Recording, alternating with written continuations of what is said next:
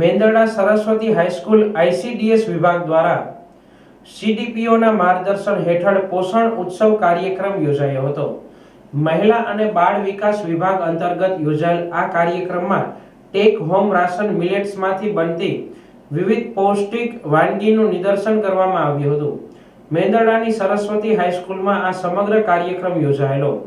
આ કાર્યક્રમમાં મહેશગીરી અપારનાથી તાલુકા ભાજપ મહામંત્રી અજયભાઈ ભટ્ટ, મેંદરડા તાલુકા વંદે માતરમ સેવા સમિતિના પ્રમુખ અશ્વિનભાઈ મહેતા, મેંદરડા ગ્રામ પંચાયતના સરપંચ જયાબેન ખાવડુ, સભ્ય કીર્તિબેન ઢેબરિયા, હાઈસ્કૂલના આચાર્યશ્રી, સ્ટાફ કૃષ્ણાબેન અને આઈસીડીએસનો તમામ સ્ટાફ અને આંગણવાડી કાર્યકરો, લાભાર્થીઓ વગેરે બહોળી સંખ્યામાં હાજર રહ્યા હતા।